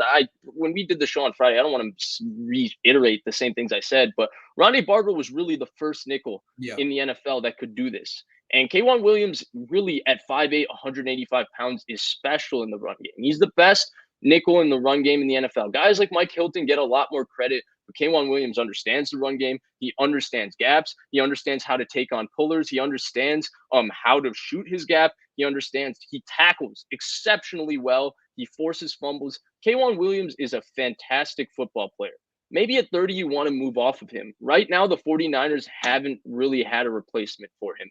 Okay, maybe it's Lenore, right? But until Lenore or whoever it is, whoever Lenore and a draft pick compete and show that they are those guys, this spot remains a question mark. Again, benefit of the doubt, possible. It still remains a question mark until somebody plays at that level. Because here's the thing: if you're a little worse at safety because nobody shows that they're anywhere near Tart, if you're a little worse at nickel because nobody shows they're as near as K'Waun Williams, you're a worse football team. And the Niners' objective should be to get better because you're 4 plays away from winning the Super Bowl. So because of that, I think that these are conversations worth having. Everyone's saying well, the cap space is an issue because the Niners it hasn't prevented the Niners from getting anyone they want. My question is, why do they want to get worse at nickelback? Why do they want to get worse at strong safety? Or why do they have so much faith in these first and second year guys to make a leap? Like, that's a huge leap of faith. And I guess you could say, well, they're taking that leap with the quarterback, so you could take it across the board. But it seems like they're taking like 5 or 6 leaps of faith this year. Yeah. Which is wild. And they're taking it with a roster that's just on the cusp. And that's why you can, again, benefit of the doubt, can it be applied to them? Sure. But are these conversations that need to be had by people in the media and asking questions on how good the 49ers can be? Absolutely, because these are key pieces that have been really steady for the 49ers. Like, do you want to know why the 49ers defense was really, really good the last 3 years? Was it just Nick Bosa? No, because he was hurt for one of those 3 years. Is it just that Fred Warner's a star? No, but it's a massive reason. Is it that Eric Armstead's a hell of a player? No, but it's a massive reason. It's also because of Jimmy Ward, Jaquaski Tart, K'Waun Williams, guys who have played really, really, really well for 3-4 years. Yeah. Okay. So nickel's a big need. Safety's a big need. I mean, it's such a big need that either one you could justify spending the second round pick. the top pick this year on either one. That's how freaking big it is. But there might be an even bigger need. Right tackle. We don't know what's going on with Mike McGlinchey. He could miss none of the season, part of the season, all the season, the rest of his career. We have no freaking idea, and they're not telling us. His replacement was Tom Compton, who did a really good job. I mean, not a really good job, admirable in the sense that they could win with him. He was good in the run game, and he just got a job. He was really good value, Grant. Yeah, for what he was getting paid and what they expected from him, he was good value. Yeah, and now he worked his way into a starting job with Denver, and now the Niners, if they don't have McGlinchey, they're looking at hoping one of Justin School, Colton McKivitz, or Jalen Moore steps up. There's a theme here. With the strong safety to nickel to right tackle, the Niners are taking these leaps of faith. Do you think they really are counting on one of those three guys stepping up, or they're going to sign a guy, or they're going to draft, or they're going to draft a guy? To be fair, Grant, in terms of having sustained success, you have to take some leap of faith with your coaching and some of the guys that you've drafted, because you can't re-sign everybody, even if guys have been really good starters. There is a point where you have to move on, and maybe they're right that the point to move on with K'Wan Williams is today, and Jaquaski Tart, it's today, and Laken Tomlinson, it's today. But the Niners do have the ability and the flexibility to erase at least one of these question marks, and there are players available to do so. So there is that aspect of it. I do think they're taking a massive leap of faith, because they've dealt with a torn quad with an offensive lineman, and Weston Richburg was taken off of PUP a week before the season of 2019, if you remember. It was a big question mark. Would Weston Richburg make it to week 1? Ben Garland was playing all through camp, and people were worried because I don't think they realized how good the defensive line was yet in 2019, and Ben Garland was getting his butt kicked in practice. That's what everybody was reporting. And so Richburg never came back? No, he did. Oh, he came back week 1. Yeah, he came back week 1, and then he played, and then he tore his patella, and that's all she wrote for Weston Richburg's career. But I'm thinking and about he actually played really well. I'm thinking about 2020. There was that was with his he would come back. Garland played. He got hurt in training camp, and then the week 1 starter at center was Hronis Grasu. The Niners cannot have the equivalent of Hronis Grasu starting at right tackle this year. Yes, and it's a possibility, right? And so I just think, especially with right tackle, because I talk about corner all the time, right? It's a position where, the best players go high in the draft because it takes a high-level athlete. Tackle, it's the same thing. That's why they drafted Mike McGlinchey in the top 10. That's why they paid so much money for Trent Williams. They value that position. It's not like guard where they feel like they can be a little more interchangeable and develop guys to play there. Tackle, they do need a premium player. I think that this is a deeper tackle class. So, like, if they were going to go spend money that, technically could be available, I would rather have them spend it on safety or nickel, because I think you can draft. I think drafting a right tackle at 61 to me is the best move. Then you have another guy to come compete with these guys.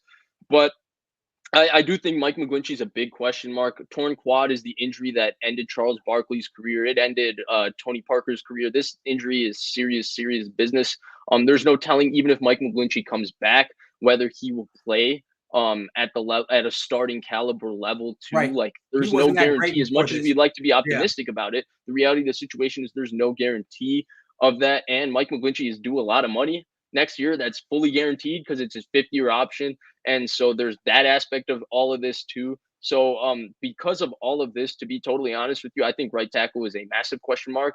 I think they need to add another interior offensive lineman into the mix no matter what this offseason, just because they're relying on a lot of young players. And I don't think I think this is going to be Daniel Brunskill's last year as a member of the 49ers. I really do believe that, because they can't just keep playing the restricted free agent game with him after next year. They're going to have to actually pay him a real contract. Right. Yep. And so I doubt they'll want to. So to me, the interior offensive line, adding another guy in there is a need. Then with Alex Mack being 37, to me, center is also another position they need to draft. So we can talk about them being able to address all of these positions in the draft, but there's a lot that they would need to address, because they not only need to gain a little bit of depth and guys they can develop to compete to be future starters, they also have question marks on current starters, right? Will Aaron Banks actually live up and win that job? That's a lot of faith you're putting into it. Just real quick, their offensive line is the best left tackle in football, and a bunch of question marks. A bunch of young guys and a 37-year-old center. That's what their offensive line is. It is. Crazy, it is. Man. No doubt about it. No doubt about it. And was that the plan? Was that the plan? Is that why they're so cool having $25 million in cap space not available? Right. They have God playing the young guys and the 37-year-old center. Come on. I'll give them this. They have God playing left tackle, but the rest of it is. Having one good offensive lineman doesn't make for a good offensive line. You need 4, 5. I don't get it. And it's like, I'm not blaming Trent Williams. He's not the reason they haven't been able to. I'm blaming the front office. They're trying to tell us that they have the team they want. Really? That's the offensive line you want? I have another angle to this too, Grant, right? With offensive line, every time we have a conversation about, we got to talk about continuity and reps together, right? And because a lot of these guys aren't able to practice football, you want really the best case scenario for an NFL team with their offensive line is you have the same 5 starters from day 1 of OTAs all the way to week 1, so that those guys have as many reps together to play as a unit. Well, if you have competition at left guard, if you have competition at right tackle, and maybe even right guard, with maybe one of these guys like Colton McKivitz being able to steal Daniel Brunskill's spot, depending on how all of this works. Well, what happens if a guy beats a guy between OTAs and training camp? And what happens if that position's always in flux? That continuity, in my opinion, matters. It was one of the reasons a lot of people gave Mike McGlinchey a benefit of the doubt, because there was a revolving door at right tackle, right guard, the year you were talking about in 2020 with Hronis Grasu and then Daniel Brunskill eventually taking over at center. And so there are conversations like this. Like, a lot of people talk about the chemistry Trent Williams and Laken Tomlinson had playing next to each other being a big part of why both of them had. I mean, Trent Williams had one of the greatest offensive line seasons ever, and Laken Tomlinson was a Pro Bowler. By hook or crook, he was a Pro Bowler. So because of all of that, I do think that this is a bit more of a pressing need maybe than it's being credited for. Agree. I think it might be their biggest need, which is too bad, because they should be looking to spend. You can get a great nickel in round 2. You can get a hell of a safety in round 2. Offensive tackle, you're reaching. You missed it. The offensive tackles go top 20, top 25. You're looking for a second tier diamond in the rough that probably shouldn't even go until day 3. You're going to reach. So get that guy in free agency and allow yourself to draft the best DB possible. That's the way I look at it. Who's the guy left in free agency, though? Lyle Collins got signed. I don't know. Bobby Massey. There are guys with starting experience with Riley Reif, but I mean, better than nothing. Honestly, they should have just brought back Tom Compton. Someone better than Tom Compton. I actually thought Tom Compton was going to be a no matter what, they would bring him back, because he can play guard and right end tackle. He's so familiar with the Shanahans. I thought he was going to come back no matter what, not even to start, just be their super sub backup, because they like having the one guy who can play both guard and tackle as their backups, right? That's why Aaron Banks wasn't inactive all year, because Compton offered that versatility. And so he signed like for nothing in Denver. Yeah, right? He did sign for nothing. Yeah. For nothing. So what does that tell you about what the Niners are going to do? Are they going to upgrade that spot, or are they just going to hand it to Colton McKivitz? I mean, at this point, I don't know. And again, we're not privy to the information. Yeah, we're not privy to the information on Mike McGlinchey's rehab, but I don't think we can necessarily count on it or bank on it because of the serious nature of his injury. It's like, I'd love to tell you something different, Grant, like, oh, totally fine, Mike McGlinchey's going to come back and be even better, all of that. But if you look at the situation with logic, you take in the facts, you can't guarantee any of that. I don't think the Niners are sitting here banking on Mike McGlinchey to just come in and come back and kick ass. I think they will end up taking a tackle somewhere within their first 2 picks or first 3 picks. So that's what it's looking like. All right. We have a bunch of questions to answer. And there's a need that we didn't even get to that a lot of people have talked about, which is the extra edge rusher. How nice would it be to have another guy next to Nick Bosa that could go win one-on-one? One of these things could have been bought in free agency. Yeah, no question. And there's still time. There's still guys available. It's just going to take the Niners like pivoting from their approach and doing something different. Vish, we got a lot of questions to answer. You're free to drop out at any time. I'm good. I'm on spring break, bro. I mean, nice. I wasted 20 minutes of your time, so I'll give it back to you. That's all good. Mike says Grant Vish and all Niner creators going to have hella content this season if Jimmy's still on the roster and make hella bread, laugh my freaking ass off. Yeah, thank you, John. I really should thank him. It's going to be great. All the controversy and anger, and also me being right. It's like John's wrong at my expense. It's crazy. Fire Lynch, man. I didn't say it, John. Grant loves this drama. This is what he lives for. Yes, I do. I freaking love it. I'm enjoying this very much. I'm sorry that's a hard time for Niner fans. Commentators mentioned that they can get $18 million if you release Jimmy. Why not release him and get that money? Because they don't want to spend it. Well, releasing Jimmy would mean that they would have to just admit they're wrong. And I think they're going to have to inevitably get there. But Rob Guerrero talked about it this morning. I'm not even going to steal some of Rob's content because in Yeah, he's going to give it to you in another hour. Epic But rant. NFL teams don't like to be wrong. It's going to be Grant Cohn and Grant Cohn Jr., as Rob is called on Twitter. So it's going to be fun. Loki Smoke says, skip my question. My bad. It's all good. It was just saying cut Jimmy. Oh, yeah. Cut Jimmy. Or trade him for whatever's on the table for him. Why panic? We have 2 second rounders on the table. I like that. That's funny. That added a little levity. Do the Niners have something? That's not even funny at this point. That's just mean. That's just mean spirited. Do the Niners have something up their sleeve for Jimmy Garoppolo? They better. Otherwise, it's gross incompetence. Who? Maybe there's a 33rd team that we don't know about. Oh. That Niner guy says Niners bragged last year how they fooled the national media. Guess national folks get to poop on the Niners for a bit. F the narrative, save the cap. Admit you were wrong. Move on. Eugene says if the Niners fail to upgrade the O-line with Lance, essentially a rookie, there's a distinct possibility they will be sub 500 and miss the playoffs. Offensive line is important. If it's a disaster, it could ruin everything. So yeah, just because the NFC is not as good doesn't mean, that the Niners, because they're in the most talented team or one of the most talented teams in March, that their season is just going to play out where they're going to once again walk into the playoffs at 11-6. There's still Anthony Adams says, if I'm SF, I'd cut Jimmy today just to spite Don Yee. Yeah, I think that would make. I don't know. I don't know if that. I think Garoppolo would be happy with that at that point. I think so too. Nathan says, but here's the other thing: if they cut because they can be jerks too. They can just say, well, we're not going to make any moves, and we'll cut Garoppolo in what they threatened to do to Colin Kaepernick in 2017 when they first came. We'll cut you close to the draft.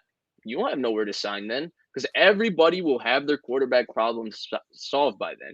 And you're going to have to go compete for a backup job and bide your time. So they can spite him too. Yep. That's Niners have no leverage with him on other teams, but they can play this game of footsie with him forever. Nathan says, Kyle and John, the new Jerry Jones. Come on, Kyle and John, get y'all stuff together. Play the kid.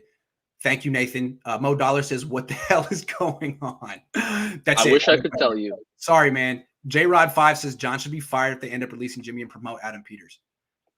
So I would like to see how the Niners spin it if they cut Jimmy Garoppolo and act like, it's. Well, they already started. Diner Rossini gave the first report.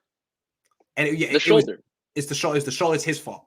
Scott says the elephant in the room is that nobody talks about except you guys is the $50 million in cap space we could have potentially had by getting rid of Jimmy Garoppolo last season. Trade with reps equals top 10 quarterback this season. Yes. One more time. Had they done it last year, they would have been able to roll over the cap space. 50 million. Yeah. 50 million. That's math. Parag and Jed's. Or Micah Parsons. Mo Dollar says Parag and Jed's 49ers are more concerned with winning contracts than championships. Wow. Mo Dollars with a very succinct, truthful 1, 2, 3, 4, 5, 6, 7, 8, 9, 10, 12 words. Boom. That's it. That's the Niners in 12 words. Good job, Mo. Hey, Parag, Jed, if we're wrong, prove us wrong. Because you haven't won a championship. You guys just keep winning the deals. And people praise them for that. Do they, though?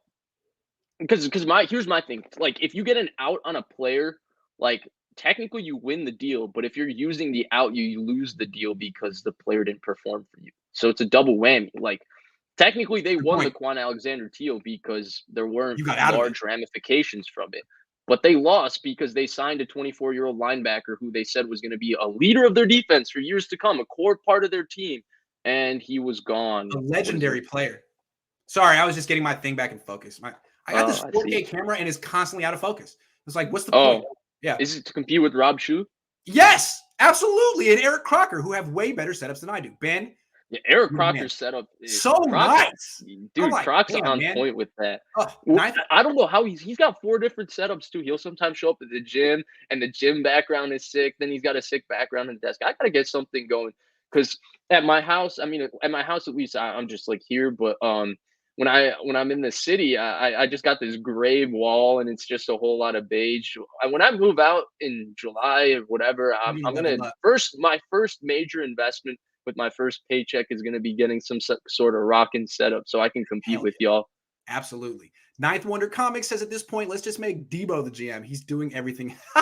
Yeah, the GM, the backup quarterback, the running back, the wide receiver, special teams, both returners. Gotta love Debo, man. Murphy said, no way Niners can dump Jimmy now. Unless a team gets desperate, they have to keep him and also can't have a $27 million backup. LOL, Trey going to sit again. But teammates and half the fan base are good with that. Oof. I mean, that's kind of like a worst case, like, kind of a real summation. It's a real summation, but it's kind of like, oh man, you're such a negative Nelly by summing it up like that, you know?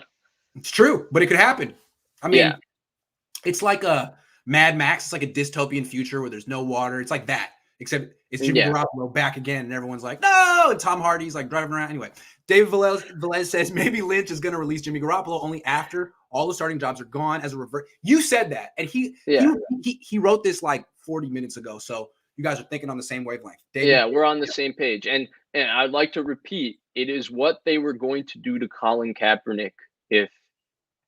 So it's an organizational strategy. Oh, you tried to get over, because I think the Niners felt like, oh, Colin, you scheduled these surgeries for right when we were going to cut you, and so boom. Anyway, that's all ancient history, though. Percy says, y'all, my two favorite big fans of you guys. The way Niners is moving this offseason tells me they're not all in on this team this year and waiting for 2023 to go all in. Percy, that's been my assumption, that they look at next year as a more financially advantageous time to go all in. First presser, whether it's the draft or the day Jimmy Garoppolo gets cut or traded, please ask that question. I will. I know Charvarius Ward really appreciated the question about the middle school hip injury because he said it after the interview how much he liked it. Said, what did he say? Whack. So, was that the one that got him? Was that the one that got him? Wouldn't have gotten you. You get signed on a new team and someone's asking about you in middle school. I mean, but those, I'm going to be honest. Rob, the only person that's more passionate about, hating on the Niners beat than me is Rob Guerrera. So I don't want to steal Rob's content here. Fair. He's coming on in a bit. Godzilla says, let's say Jimmy gets traded and the Niners have spending money. Who's to say that free agents even want to come to SF? Well, Money. It's called money. You know what Stephon Gilmore's waiting for right now, Vish? Money. Dude, I don't get. Oh, this guy wants to go there. This guy wants to go there. Why do you think Von Miller signed with Buffalo over the Rams? Money. End of story. And people be like, "Oh, the Niners couldn't have got Cordell Patterson." This is the BS. This is the BS that they used to say about the Niners in the Tom Sula, Chip Kelly years. But really, they had so much cap space they could bring in anybody they wanted as long as they were willing to overpay how much ever they had to overpay to do it. Ali says Jimmy is the 13th highest paid player in the league, making $27.5 million this year. We need to cut him or fire Lynch. Man, Niner fans are pretty dead set on what they want to happen. John, you got to change people. John Lynch is getting John Lynch is just catching strays. Yeah, there's only so much the spreadsheet can do for you now. You know what I mean? Like Stanford guy. You really need to control your own narrative here because it's not working. Ali, we got you. Demon says, I'm okay with John Lynch leaving to media. He is missing the big picture now. Grant and Vish, legendary duo. I think he is missing the big picture. I do. And we are a legendary duo for show. If McDaniel's GM had 15% of their payroll being paid to McDonald's, if McDonald's GM had 50% of their payroll being paid to sit in storage, he'd be fired. This is professional malpractice. Whoever is responsible. No, it's the optimum business strategy. Take business 101. Business 101. Last year the ultimate punchline was a spreadsheet. This year it's business 101. And it just keeps getting funnier to me. Niner Nation says Lance is going to go nuke talent plus Channy's mind over Kittle, Debo. If all that happens, this entire conversation becomes moot. But unfortunately, we're a year or 6 months away from finding out whether that happens or not.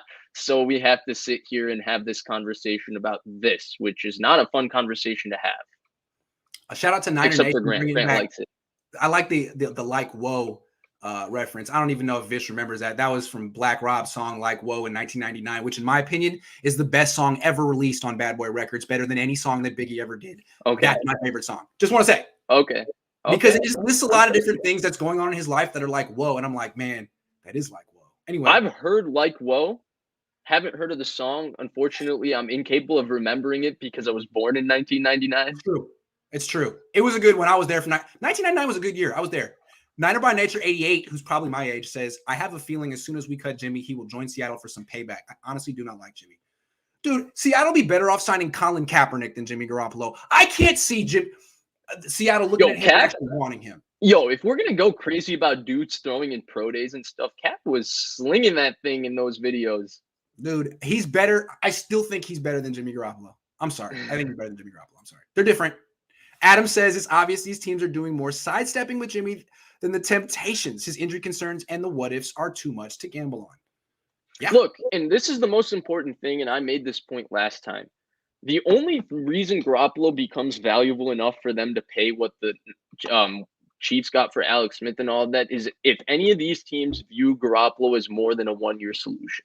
Clearly, they only view him as a one-year option that can keep you respectable, and his number isn't too bad if you're paying that, and you can win games with him. He might not win you the Super Bowl. You might not win because of him, but there's an avenue to win 10 games, make the playoffs, and pivot to whatever your next quarterback is the same way the Niners just did it last year with him.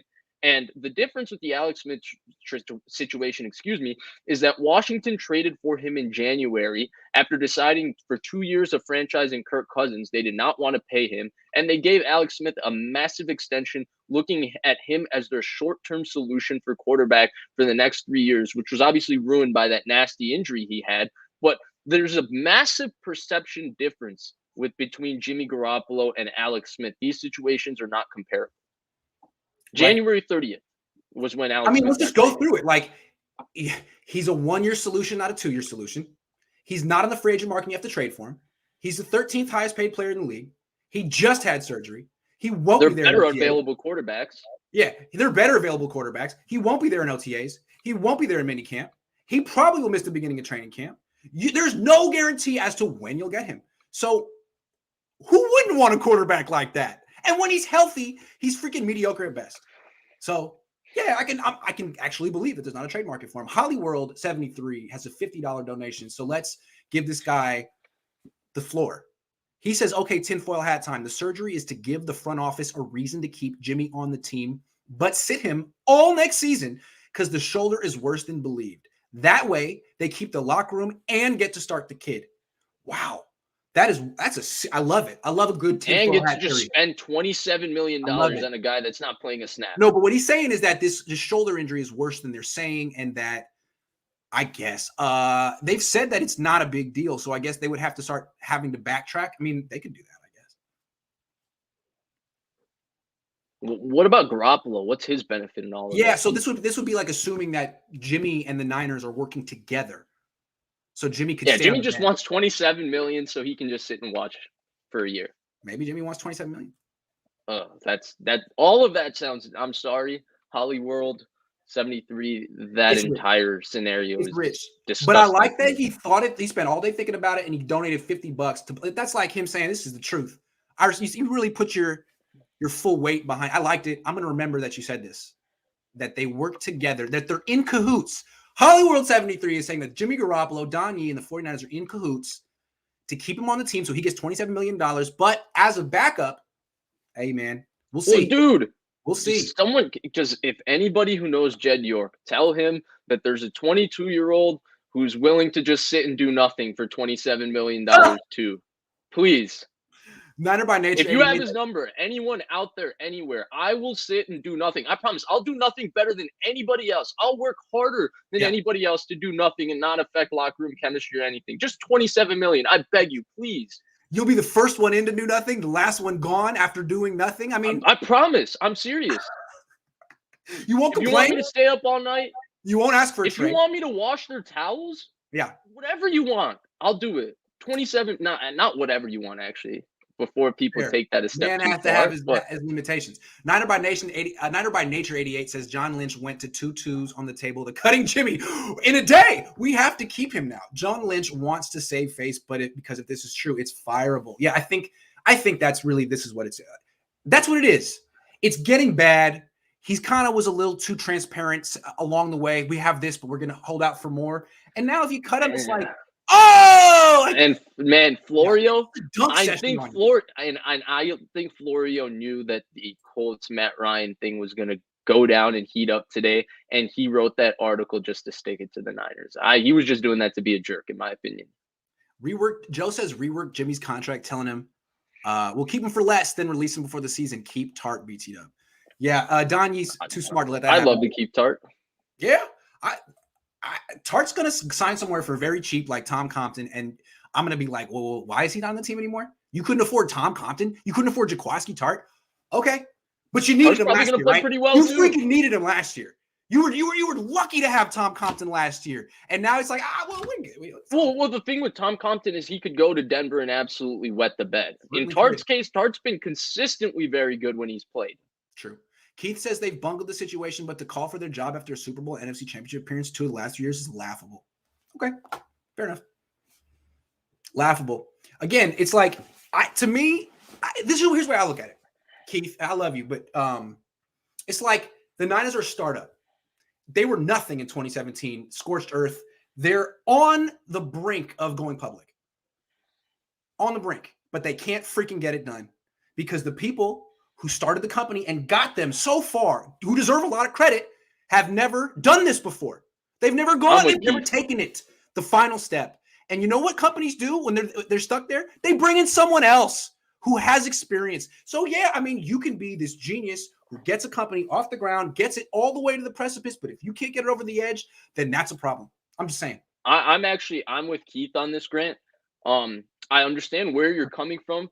But I'm with Keith. I think you got to just let this year play out. Because again, Trey Lance being really, really good could make every one of these conversations today moot. Because like you can when you get the quarterback right, you can screw up so many different things and still be true. Grant, give them hell this week. Sincerely, Moe, your number one fan. Oh, you already know. You already know. Sean says, Grant, I really enjoy the content, style, and personality. Thank you. I know you're a closet bang bang Niner gang. It's okay. We welcome you. No, it's okay. You can give my spot to someone else. It's all right. I was a fan for a long time, but no. I like being a thorn in Jed York's side. I couldn't see myself actually rooting for him. You know what I'm saying? I could acknowledge his success, but I couldn't root for it. Gold-Blooded says, can we just offer up one of our comp thirds for someone to take Jimmy? If he's on this team next year, I'm canceling a Sunday ticket and paying to be a member of this channel. Oh, wow. So that would be good. Now Grant is a Niners fan. He's cheering for them to keep Jimmy. Got to keep Jimmy one more year, guys. Got to. Dr. Robert Anthony Jr. says Grant and Vish, 2 second-round picks for Jimmy. The Niners should be loading the moving truck in a rush. Oh man, Florida's a jerk for that. Such a jerk. Do I think that they had 2 second-round picks? No, I think that part is bogus. Do I think Florio heard somewhere that was one of Lynch's negotiation tactics and chose to release it, knowing that this is the day things are going to go? It was a chess move. I do think that 100%. Christopher Cedro says fans in the movie Draft Day protested outside Seahawks headquarters to fire the GM when he traded the number 1 pick. 49ers fans should do the same to John Lynch. He'll hate the negative press and maybe do something. Yeah, put the pressure on him. Show up to Santa Clara, stand outside of his office, and just knock on his door politely, very slowly. Or just keep calling up the front office and say, can we speak to John Lynch? And just leave him hell freaking voicemails. You can do that. Just saying. Casey Colt says, absolute worst outcome of this would be Jimmy coming back, get his contract off the books and reload. Forget the pick. This arrogance is disgusting. You thought you were worked up, Vish. Niner fans are right there with you. I was worked up because, again, I thought $25.5 million is worth more than a crappy or third. I don't want to say crappy. It's tough to call a pick crappy, but a third or fourth. Now, in this case, what even is the pick, right? Like, yeah. El Jefe says, did we fire Lynch for the 2-round pick lies that caused this? Man, that is Florio and Middlecoff driving up expectations. I don't know. Ravi says Niners have messed up this entire Jimmy Garoppolo situation from the moment they drafted Lance. Isn't it fitting that it got hit back on them? Lynch should be fired. Wow. Hey, man. Look, Keith, Vish, I understand where you guys are coming from, but listen to your fan base. This is bad for you. Cody says, is the most likely scenario now a Jimmy Trey competition at camp? If Trey wins, I'd imagine they drop Jimmy like Seattle did when they drafted Russ. What do you think? That's totally different scenario, though. Because Garoppolo's got the locker room in his back pocket. Like, again, I told you, I said this earlier. I was talking to a player. Flynn did not have the Seahawks locker room in his back pocket. He was I was talking to a player about Trey Lance, very casual, just wanted to know how he was doing. And All he said was you can't say anything until he gets a full off season and does the guy to grow. That's freaking fair. I think that's totally fair. DeMontre Houston says release or take whatever you can get for Jimmy and go get Bosa some help. The D-line committee is good, but a true number 2 would help us, especially on third down. Especially, we didn't even talk about it, but Arden Key probably not coming back. He was a key member of this team, not in the playoffs. But in the regular season, getting them to the playoffs, he was a big reason for that. Yes.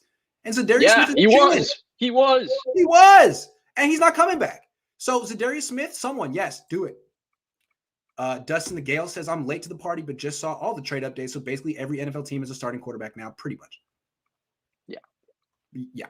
Every team has a starting quarterback, not to mention, I still think that a couple of one or two of these guys in the draft will just get overvalued.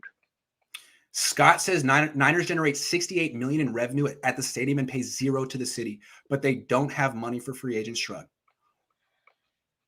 It's earmarked for Nick Bosa and Deebo Samuel. It's for WrestleMania. They can clear if they wanted to. Hey, Scott, this is logic that makes sense. They wanted to clear $25.5 million. They can absolutely do it. That's if they want to sign anybody, but they don't want to sign anybody, and they have to use all of that money for Deebo Samuel and Nick Bosa.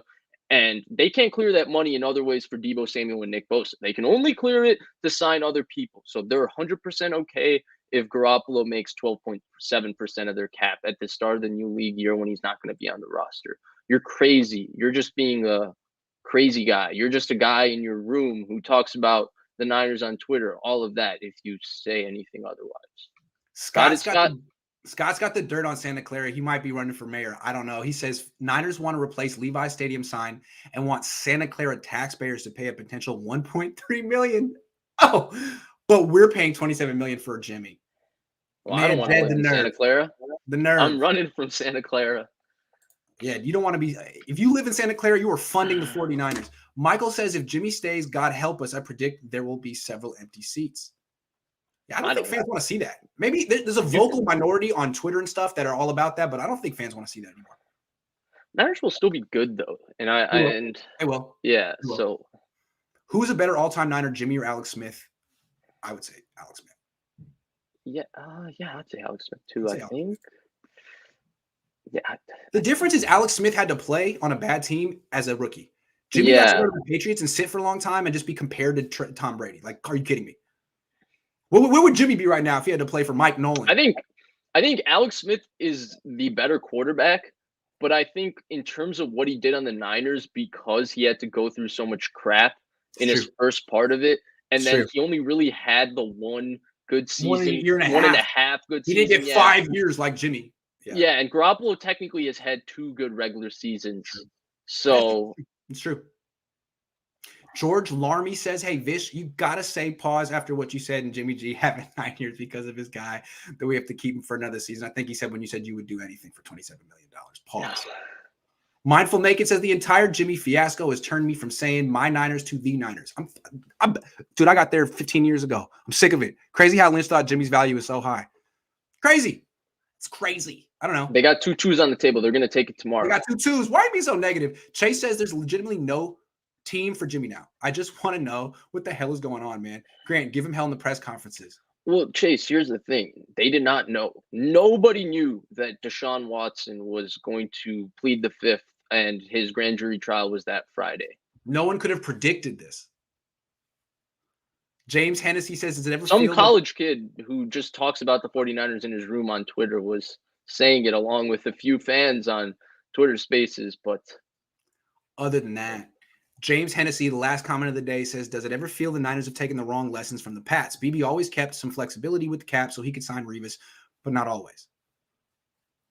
Yeah, but the thing with the Pats, though, is they always had the great equalizer at quarterback, too, to be able to make those moves. And the Niners don't have the great equalizer at quarterback. And then Belichick had certain positions that he could develop like really, really well. Like you could trust that Belichick could get a 5th-round corner by year 2, you know, if he buys in to play really, really well. I mean, they've had so many different corners who they've developed and all of that. I don't think, you know, the Pats, the Colts did predict that. I was being facetious. I was being a jerk because I took a lot of crap, probably more crap than I've ever taken since I've started doing this the last couple of weeks. So I was being a little salty jerk about it. But I don't think you can really follow the Patriots model. I don't even think anybody can say, "Oh, shoot, we can have 20 years of sustained success in the NFL the way they did." They're a one of one. They're a work of art.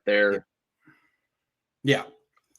Well, that's a 95-minute show. We still have 2,200 people watching, but you got to leave them wanting more.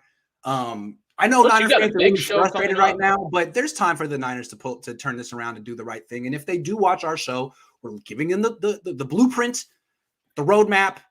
There are still good free agents out there. And if you, the 49er fan, puts enough pressure on John Lynch and the organization, you just might get Jimmy Garoppolo. Your homework assignment is to write something to John Lynch in a letter, in a DM on Twitter. Write to John Lynch and tell him how you feel, because he may not know. It's on you, 49er fans. That's your homework assignment. I want to see a lot of tweets. I just would love to hear. I would love to hear him talk about the situation. I would love to see him put actually under pressure and just, he doesn't even have to give answers that way. He just has to I would love to hear him have to actually answer these questions. Hopefully they don't talk about, a fourth grade bike injury when he scratched his knee. That would be real tough. Hopefully we can ask him about he says, thank you, Vish. Grant has someone on the show to make sense. If you want to fire Lynch and Shanahan, go listen to a Lions or Panthers channel for a week. Ooh, Keith's upset. I like this. Well, hold on, Keith. I didn't say fire Shanahan. My question to you, since you're putting me on the spot, I'm putting it right back at you, Keith. And I'm not going to ask you to be sending another. Do you want to be as good as the Lions or Panthers? No, my question, and I'll do a Cohn phone later this week. You can call in. What is John Lynch? What does John Lynch bring to the table at this point? What good does John Lynch do? And if you removed him from the equation and kept everyone else, Adam Peters, Kyle Shanahan, everyone else, would the Niners be better or worse off? It's hard to, I guess, answer unless you knew what John Lynch. But John Lynch's major contribution is this Jimmy Garoppolo fiasco. That's his contribution.